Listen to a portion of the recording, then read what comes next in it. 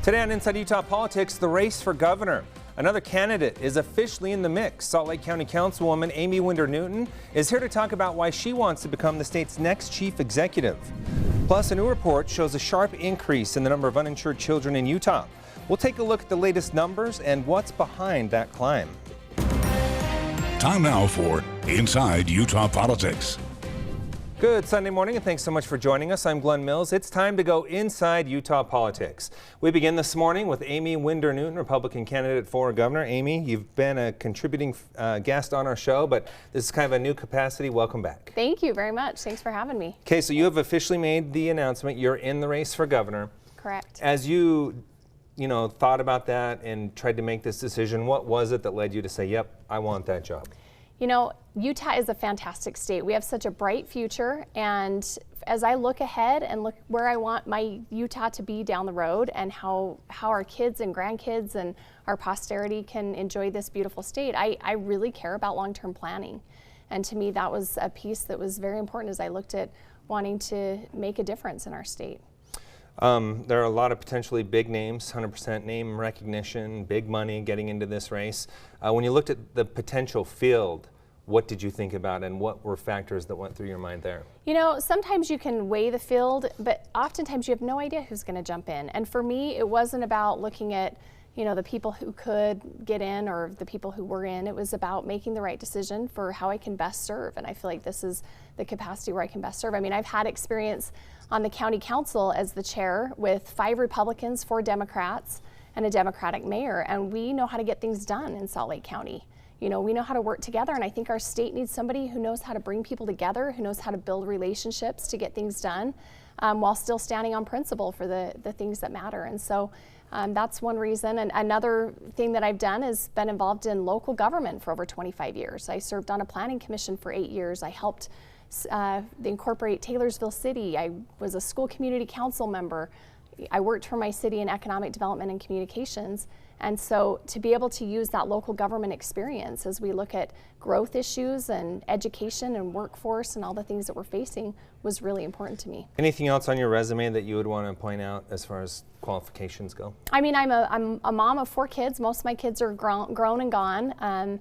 But I'm a small business owner too, and I understand why it's so important for us to have a strong business climate here and to make sure that we're a business-friendly state like we are. And so that's something that's been really important, as well as my 6 years of service on the Salt Lake County Council. Mm-hmm. If you were elected, if you win this race, we've had a female governor in the state of Utah, but not a woman who was actually elected to it. You would be the Correct. first one. What would that mean to you? I think it's something interesting as I've looked at this. One of the things that's been really difficult is I've wanted to find a mentor or somebody who has gone through this that I can talk to. And Olene Walker was the closest to that. She served as the lieutenant governor and obviously became our first female governor. She was never on a ballot, but I would love to talk to Olene, and unfortunately she's not here anymore. So it's been tough to kind of be a trailblazer on this and not have somebody that I can bounce things off of. Olene's daughter, Nina, might be a good person to talk to there. that's a good idea. I should. Let's get into where you would stand as governor on some of the big issues that we're seeing today. First and foremost would be tax reform. It's a huge conversation. Absolutely. I heard you talk about the services component of it when we were talking about HB 441. If you were governor, how would you be approaching this tax reform issue? First off, do you see a need for it? I think there's a need for tax reform. It's interesting, though. I'm somebody who believes in communicating well with the public and helping them see what you're seeing so that you can make appropriate decisions and even getting their feedback on it. And so that's something I would have done from the get-go, is been a little more proactive there. It's frustrating when we have a bill that comes out of the legislature with 11 days left of the session, very little public input. And so for me, making sure that the people who are going to be affected by a tax have a chance to weigh in is extremely important. Now, as we look forward to tax reform and see how this shakes out, we've got imbalances in these funds and we need to address those. One of our big issues, I think, is transportation funding. We fund a big chunk of that transportation funds out of our general fund, and we're going to have some hard decisions to make in the coming years on how do we fund our roads. roads are so much less expensive if you can keep up on them through slurry seals or other road maintenance than having to completely rebuild them. And so these are important topics that we're going to have to address. Overall, I am not in favor of taxes on services. I think that not at all. No, I think that that it's just not the right way to go about it when we're the only state that's looking at that. What about the food tax? That's been a big part of the conversation. You know, food tax has been a tough one. I work with intergenerational poverty on the county level. I chair our task force, and as I look at our most vulnerable, it just kills me to think about raising that tax on unprepared food. But you know what I'm planning to do is I'm actually meeting with, I've been able to meet a lot of these families that are in poverty, and I'm going to sit down with them and say, okay, which would you rather have? Would you rather have, save $1.50 on $50 of groceries, or have to go through the trouble of getting a rebate later on in the year, which could equal more money? So I'm actually going to sit down and ask them, which I think in government we don't do a whole lot. So I would love to get more into the tax reform issue with you, but I want to move on to some other topics. Okay. Another one is abortion. You know, the state passed a law banning it at 18 weeks. It's in the court system right now. If you were the governor, would you have signed that? Yes. And why? I am pro-life. I think that we need to protect the unborn. There's certain circumstances when I am open about abortion, the life of the mother, rape and incest, but I am pro-life. Does it need to go beyond 18 weeks, in your opinion? I think this is going to be such an interesting issue as we look to see how the courts handle it. And so, yeah, I think it's provided a great opportunity for us to open up the abortion discussion overall, which I think is going to be really helpful. Conversion therapy, another really big issue in the state of Utah. You actually were behind a resolution at the county level encouraging the state to take action on that. Do you like the approach they're going through as far as the occupational therapy route on that? I think it's always good to get the input from the professionals who are in the industry. Ultimately, though, policymakers should be making that decision. So you think the state legislature and the governor should be making that decision, not I think you take the information from an organization and you factor that in, but ultimately we have elected policymakers for a reason. Okay, and you would favor a ban on conversion therapy in the state of Utah? I think conversion therapy is an abusive practice, and that we need to make sure that we're not subjecting our minors to that, absolutely. Let's move on to another big topic in the state of Utah, that being public lands. A good portion of our state is tied up in public lands. Looking specifically at what happened with Bears Ears and Grand Staircase Escalante, do you support what the Trump administration did there? I absolutely do. I mean, our public lands are a huge part of our state, and we've got to have a better working relationship with the federal government. We also need to rely on local decision makers to weigh in on these important decisions too, and so I absolutely support what the Trump administration did. Earlier you mentioned you want to preserve the future for your children and their children and so on. We're starting to see prices in the state of Utah, housing in particular, just get out of control. How do you approach that as the governor of Utah? There's so many different factors with the housing affordability issue that we're facing. One is that we have a lack of skilled laborers to be able to help build homes. I mean, we've got the construction industry is waning as far as workers. And so, as we talk about workforce and education and all of these other issues, I think talking about the trades and how we need more people to go into the trades, but also working with local cities and municipalities on zoning and how we can make that work. And I believe in local control and not taking that away from those local entities. But I think that there's a way to work together. Let's talk more about that, though, because we obviously have a supply problem when we talk supply and demand. And anytime a project pops up in someone's backyard, they don't want anything to do with it. So how do you work together and try to find at least common ground? I think that there's a common sense approach that can be had. A lot of times during this housing affordability conversation, we have developers who are wanting to put high density out in the boonies. And they make more money that way, and I understand that they're going to push for that. We need to look at how do we do redevelopment projects that are along major transit corridors and freeways so the impact to neighbors isn't as drastic. We've got to make sure we've got the road infrastructure there so that we can handle that. Okay, and that's something you've dealt with on the county level as well. And on a city level even. All right, if any of our viewers would like to find out more information about you and your campaign, where's the best place for that? AimieForGovernor.com. It's spelled AIMEE. Okay, thank you so much for being here, and this is a conversation in a race, a lot of interest, and one that we will be following. Appreciate your time today. Thank you. Still to come, a lot of Utah residents are getting notices that property taxes are on the way up. Our panel will weigh in on that a little bit later. But first, uninsured children in Utah. A new report suggesting it's on the rise. How advocates are responding right after the break.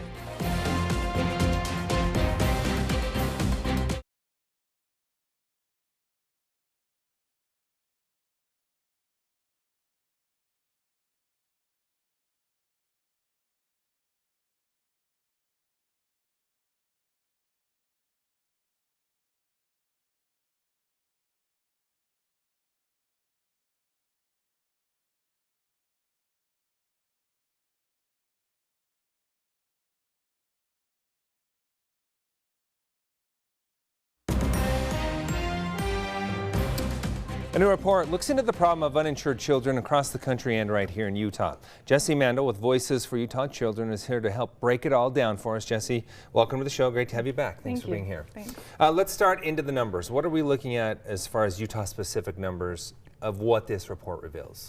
So this report shows that over the 2016 to 2018 period, there's been a 22% increase in the child uninsured rate in Utah. So we went from 6% to 7.4%, and that's the second largest increase in the nation. So pretty alarming. And just one thing I'll put out there as well, that represents 72,000 children here in the state of Utah. Let's talk about why. Why did we see that increase during that time period?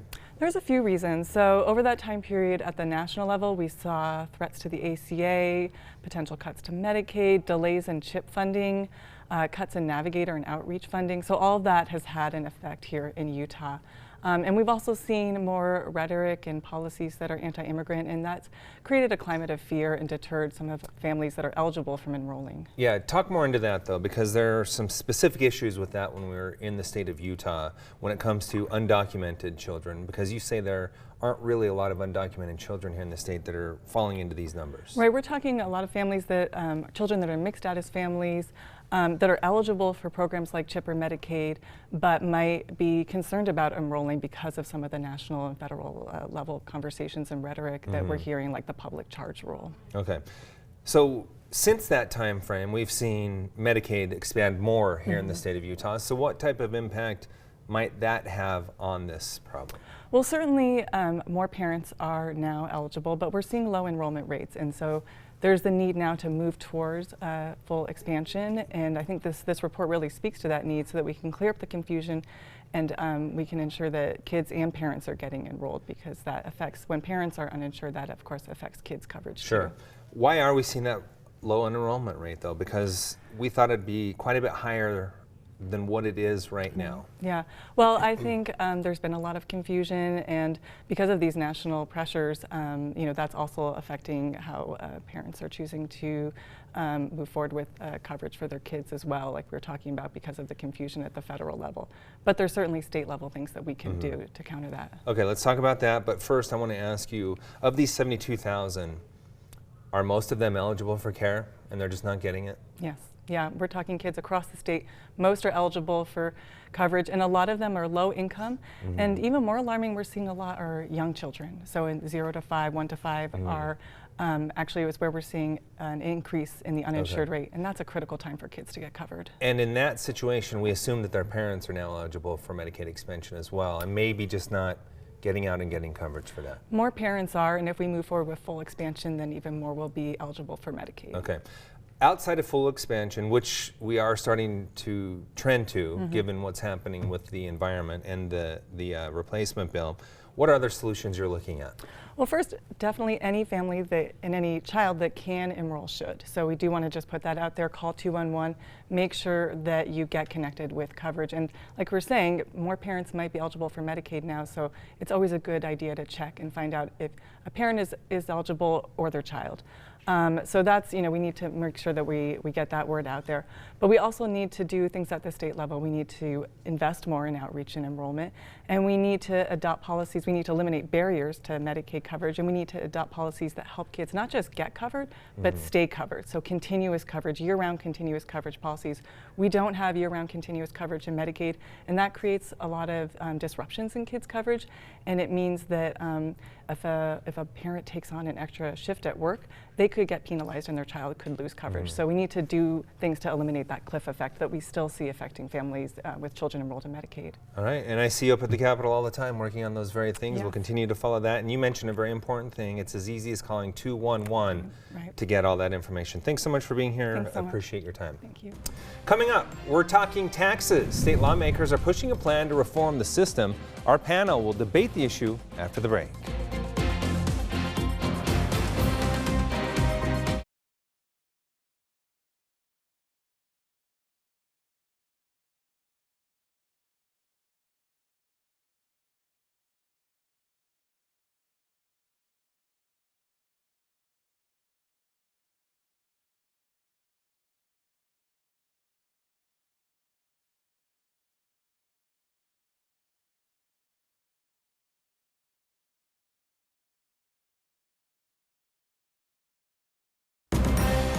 You're watching Inside Utah Politics. Time now to dig into some of the big stories of the week with the Inside Utah Politics panel. This week we have State Auditor John Dugal and former Salt Lake County Mayor Peter Kroon. Gentlemen, thanks so much for joining us today. Appreciate you having you here. Great to be here. Let's start off with tax reform. We've had now some time to digest the plan and take a look at what types of impacts it might have. John, let's start with you. Your thoughts on this tax reform plan put forth by legislative leadership? Well, one of the challenges of tax reform is there's always an element of ideal tax policy and popular tax policy, and how do you combine the two and get adequate support from the public. So I think there's some aspects of this plan that are really good, and I think there's others that are going to be a heavy lift and very difficult for the legislature to move forward on. Okay, we will get more into those in a minute, but Peter, let's bring you in now. Your thoughts as you've had some chance to kind of look over this and have it sink in a little bit. And I think the state realizes it needs to rebalance its tax policies because its general fund is starting to not be able to keep up with population growth and the demands. But at the end of the day, citizens don't like new taxes, and adding taxes on services is not going to go over well, and there's going to be a lot of pushback from those groups that are going to be taxed now that weren't before. Yeah, we definitely saw the masses come out when we were taking a look at HB 441, but they've scaled back quite a bit on which services may be going. Want to talk to bring you back in, John, and talk about one thing though. Legislative leadership, the governor is saying, look, we're looking at expanding this base, but overall we're looking at a tax cut. Your thoughts? That's usually what you have to do. If you're going to get the public to support something, you have to give a net tax decrease to the overwhelming majority of Utahns. And that's going to be the key balancing act as they go through this process, is how many folks are going to get hit with a tax increase and how many are really going to see a tax cut through this process. We're seeing a lot of the focus put on the food tax at this time. They're looking at reinstating the food tax. Peter, what type of impact could that have? Food tax is a tax on the poor. It's a regressive tax. It's something that we got rid of got mostly rid of because of its detrimental effect on the poor. And I really don't believe that we should be taxing the necessities of life, food that people need to live on. I'm fine taxing luxury goods and other things, but in terms of the food tax, I think it's a bad idea. We've heard the chairs of the committee that looked into tax reform say, yes, we're looking at this increase, but we're also taking these steps to make sure that the vulnerable aren't hurt through credits and whatnot. Is that good enough when you talk about a food tax increase potentially? Well, back in 2005, that's what the Senate wanted to do. The House at the time thought they needed to do a cut on the food tax. And mostly, I think all the low-income advocates also said the credit's not going to work. So many of those folks are not filing taxes. They're not going to see the benefit of a credit. Just do it at the register. Tax policy is not something that can be handled just like that. It's very complicated. Do you see this actually going through in a special session the way it sits now, or do you think there's more work that needs to be done that will be pushed beyond that? I think it's going to be tough to get this done during a special session. Generally, these big items are handled in the general session versus a special session. And I think, although on the flip side, it gives the legislators a greater chance to spend more time on it in a special session, but I think generally it should wait for the general session. John, this is something you've been involved with at the legislature yourself. Do you say though that maybe we can see some of this passed in a special session and then the rest of it pushed off to the general? If we look back at the last time we did major tax reform, we did some in a special session and a lot of it in the general session. I think there's some aspects that are pretty straightforward for the legislature to tackle, like cutting the income tax rate. That's pretty straightforward. Sometimes some of the more complex issues, people are going to want to wait for the general session where there's more vetting and more discussion about that process, and we'll have to see what shakes out. All right, one last question for each of you on this. Is there a need to go through reforming this, the system at this very moment? I think we need to start looking at reforming the system because of what's happening to the general fund and the current taxes not being able to keep up. But you know, right now we have a robust economy. There's a lot of money coming in, so I don't think now is the time. Peter's talked a lot about the general fund. Where the problem really is in the transportation fund. The gas tax is dying, and Utahns need to figure out how do we want to fund infrastructure going forward. We flagged these concerns back in 2003. The legislature has taken some steps to address them, but that is the really serious underlying issue that needs to be addressed. It's not fully addressed in this proposal. We got to get serious as Utahns to say, how are we going to fund it when the gas tax dies? One of my concerns is the income tax. They're talking about cutting the income tax to balance it out. Problem is the income tax goes towards education. Our state does not adequately fund education at this point, so an income tax cut would be a mistake.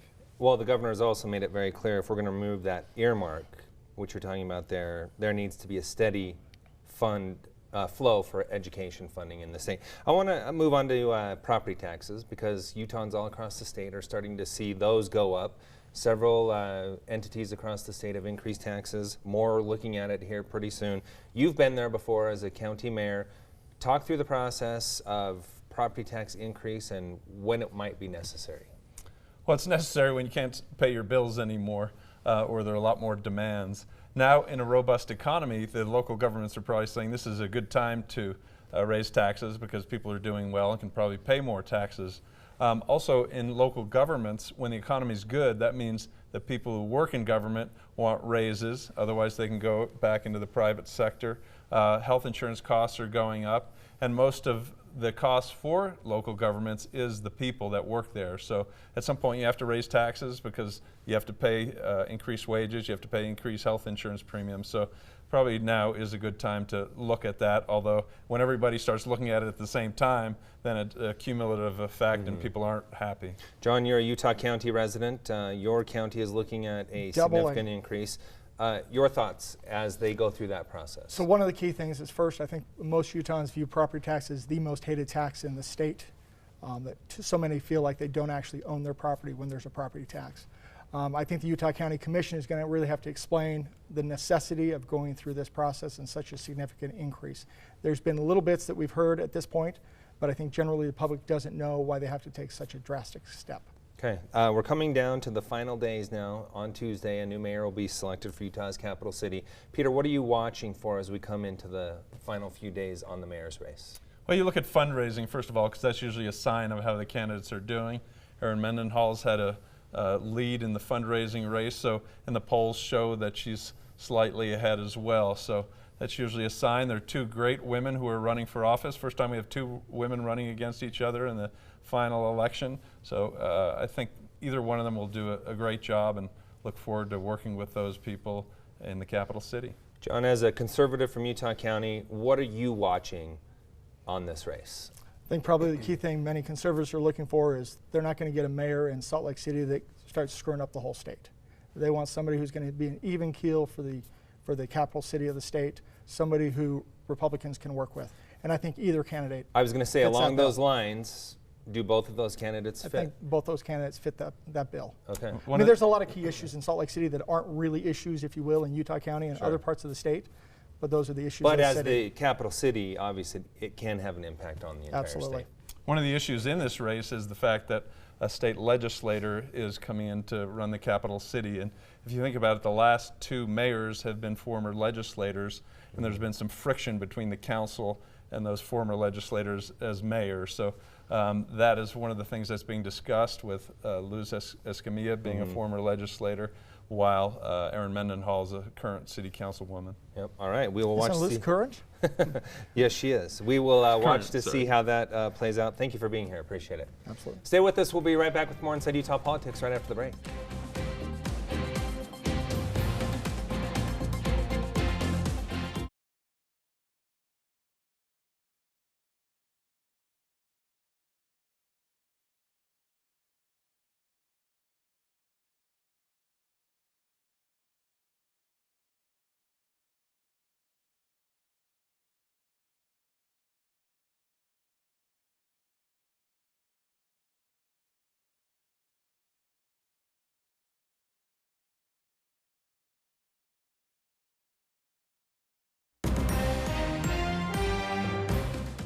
We leave you now with a look at what's on the radar in the world of politics. The general election is here. Mail-in ballots must be postmarked tomorrow to be counted. Make sure to keep that in mind. Election day is Tuesday.